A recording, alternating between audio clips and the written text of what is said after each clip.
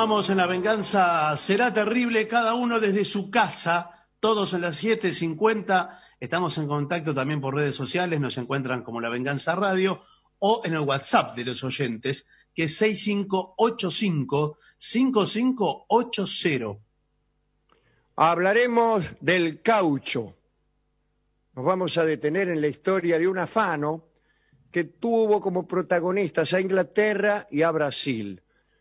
Nuestra fuente ha sido Galeano, Eduardo Galeano. Ajá. Antes de ubicarnos en Manaos, en el siglo XIX, solo digamos que en el Amazonas, caucho procedía de la palabra india caoutchouc, que significa caucho. Ah, no, significa árbol que llora. Los seringueiros, con varios recipientes atados con correas a sus espaldas, se encaramaban a los árboles, los Hevea brasiliensis, gigantescos, para sangrarlos.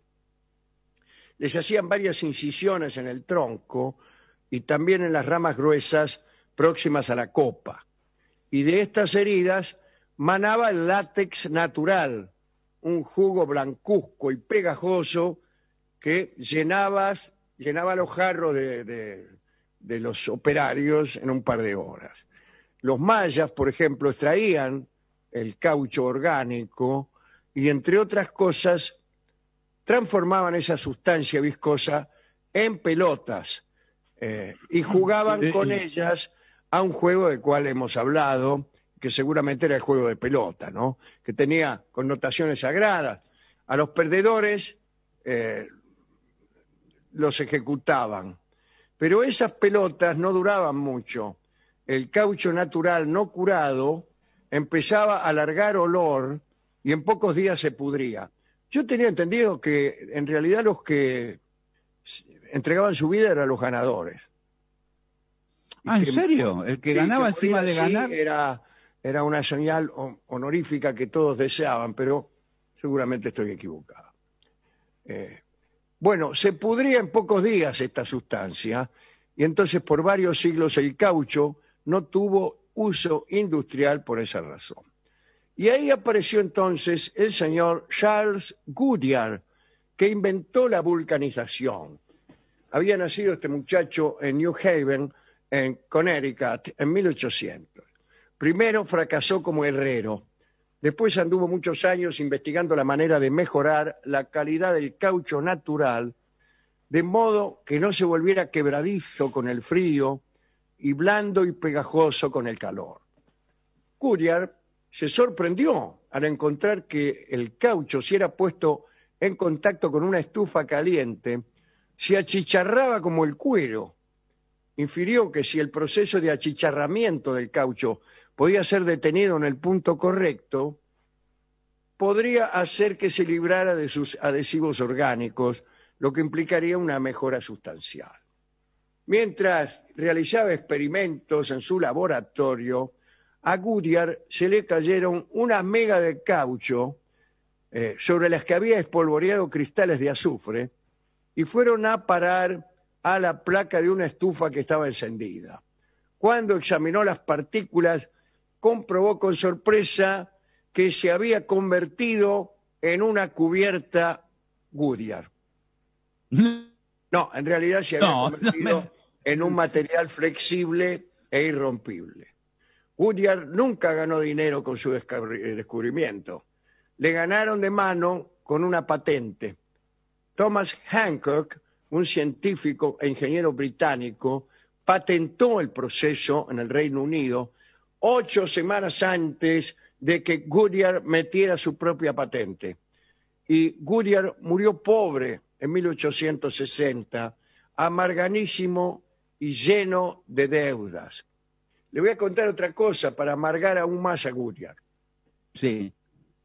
En el colegio Nicolás Avellaneda, estando yo en primer año, se habló del caucho. Y yo tenía un profesor de geografía al que admiraba muchísimo porque era muy chistoso. Hacía muchos chistes, no lo voy a nombrar, por supuesto. Y a todos nos parecía que era muy versado y muy sabio, y probablemente lo era. Pero hablaron del caucho, nadie mencionó a Goodyear, y yo, que siempre por casualidad alguna cosa sabía, esa es la verdad. Sí. Le pregunté si conocía la historia de Charles Goodyear. El tipo empezó a reírse y se encargó de contagiar la risa a todos mis compañeros, que se burlaban de mí, que al parecer ignoraba que Goodyear quería decir buen año, y que por eso la fábrica se llamaba así, Goodyear. Una más en contra del pobre Charles Goodyear, que ni siquiera pudo encontrar el reconocimiento de mi profesor de geografía. O sea, siempre se le adelantaban con la patente, pensaban que la fábrica se llamaba así porque quiere decir buen año, y no le reconocían ninguna. Bueno, el caso es que la compañía Goodyear adoptó el nombre del inventor por sus actividades en la industria del caucho, pero no tenía ninguna relación con la familia de Charles Goodyear. Pero igual, otra más para... La vulcanización, que habilitaba poner caucho en todo, despertó una fiebre por el caucho. Imagínense, solamente la industria de las suelas y de las ruedas. La demanda mundial de caucho creció de un modo colosal. No, claro, el árbol de la goma proporcionaba a Brasil, en el año 1900, el 40% de sus ingresos por exportaciones. Los campesinos de las tierras secas realizaban el largo viaje hacia la selva húmeda. Algunos autores estiman que no menos de 500.000 de nordestinos murieron por las epidemias, el paludismo, la tuberculosis, el beriberi en la época del auge de la goma. Allí los esperaba, en los seringales, una colección completa de fiebres y enfermedades. Iban hacinados en las bodegas de los barcos por ríos interiores. Muchos morían antes de llegar. Lo único que conseguían era anticiparse a su próximo destino, que también era morir. En 1878, de los 800.000 habitantes de Ceará, 120.000 se marcharon rumbo al Amazonas. Pero menos de la mitad pudo llegar. Los restantes fueron cayendo, abatidos por el hambre, la enfermedad, en los caminos del sertón. El sertón no era la selva, era de donde venían ellos, me imagino. El sertón, allí donde se produjo la rebelión del Conselheiro, de Cunningham Graham.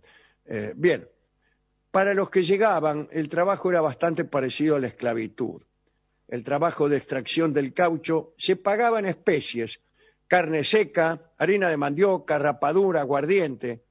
Había un acuerdo entre los empresarios para no dar trabajo a los obreros que tuvieran deudas pendientes. Los guardias rurales, apostados en las márgenes de los ríos, disparaban contra los prófugos. Los trabajadores asumían deudas por cada uno de sus movimientos. Pagaban para que los llevaran a la selva, pagaban por los instrumentos de trabajo. Cuanto mayor era la antigüedad del obrero, mayor se hacía la deuda que acumulaba. Aquí pasó algo bastante parecido, ¿no? Con la forestal, etc. Casi siempre analfabetos, los nordestinos sufrían sin defensa los pases de prestidigitación de la contabilidad de los administradores. Brasil disponía de la casi totalidad de las reservas mundiales de caucho. La cotización internacional era altísima y los buenos tiempos parecían infinitos. El olor ácido y repelente del caucho impregnaba la ciudad de Manaos. Los magnates del caucho edificaron allí sus mansiones con maderas preciosas de Oriente, mayólicas de Portugal, columnas de mármol de Carrara y muebles de ebanistería francesa. Los nuevos ricos de la selva se hacían traer los más caros alimentos desde Río de Janeiro. Los mejores modistas de Europa cortaban trajes y vestidos y enviaban a sus hijos a estudiar en los colegios ingleses. Se construyó en Manaos el Teatro Amazonas, ¿no? El teatro era algo de no creer. Sí, era fabuloso ese teatro, ¿o no? ¿Cómo? que era fabuloso ese teatro. Sí, claro, ahí están mármoles de Carrara, mobiliario Luis XV, lámpara de cristal de Murano, columna de bronce, y la entrada cubierta de caucho para que el ruido de los carruajes no perturbara la música. Se dijo durante mucho tiempo que el tenor Enrico Caruso había cantado para los habitantes de Manaos la noche de la inauguración a cambio de una suma fabulosa después de remontar el río a través de la selva.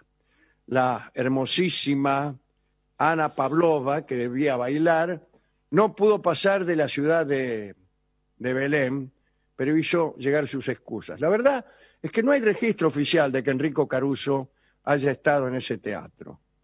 Cuando se le pregunta a las autoridades de todas las épocas, no se atreven a negarlo y prefieren sostener el mito, ¿eh? Pero vean qué sucedió. En 1913, de un solo golpe, el desastre se abatió sobre el caucho brasilero. El precio mundial se redujo a la cuarta parte. En 1919, Brasil, que había disfrutado del monopolio, pasó a abastecer la octava parte del consumo mundial. Y medio siglo después, Brasil compraba en el extranjero más de la mitad del caucho que necesitaba. ¿Y por qué? Bueno, ¿Por qué? Allá por 1873, el señor Henry Wickham, que poseía bosques de caucho en el río Tapajós y era conocido por sus manías de botánico, había enviado dibujos y hojas de este árbol, del árbol de la goma, al director del jardín de Kew en Londres. Wickham recibió la orden gubernamental y secreta de obtener una buena cantidad de semillas del árbol del caucho, que solo crecía allí, ¿no?, en Brasil. Había que sacarlas de contrabando porque Brasil castigaba severamente la evasión de semillas. Pero no era fácil el contrabando porque las autoridades revisaban cada milímetro de los barcos. Un buque se internó 2.000 kilómetros más de lo habitual hacia el interior amazónico de Brasil y al regreso Henry Wickham estaba entre sus tripulantes. Había elegido las mejores semillas, las traía dentro de un camarote clausurado, envueltas en hojas de plátano y suspendidas por cuerdas en el aire para que no las alcanzaran las ratas que había a bordo. En Belén do Pará, frente a la desembocadura del río, Wickham invitó a las autoridades a un gran banquete. El inglés tenía fama de chiflado, ¿no? Se sabía en toda la Amazonia que coleccionaba orquídeas y explicó que llevaba por encargo del rey de Inglaterra una serie de bulbos de orquídeas raras para el jardín botánico de Kew. Como eran plantas muy delicadas, dijo que las tenía en un gabinete herméticamente cerrado, a una temperatura especial, y que si se lo abría, se arruinarían todas las flores. Así las semillas llegaron intactas a los muelles de Liverpool, y de allí, bueno, finalmente a todas las colonias inglesas. Y en el Ceilán británico, que es actualmente Sri Lanka, es una isla, ¿no es cierto? La isla de Ceilán, que ahora se llama Sri Lanka, capital Colombo. Y bueno, años más tarde los ingleses invadían el mercado mundial con el caucho malayo. Las plantaciones asiáticas desbancaron la producción de Brasil y la prosperidad amazónica se hizo humo. Y así los cazadores de fortunas emigraron hacia otras comarcas. Wickham, el ladrón de semillas, fue nombrado caballero por servicios relacionados con la industria de las plantaciones de caucho en el Oriente. Qué historia. Una historia triste, ¿no? Bien. Escucharemos ahora, recordando y en homenaje al árbol que llora, la canción de Alberto Ginastera que se llama Canción al árbol del olvido, en la interpretación de Suma Paz.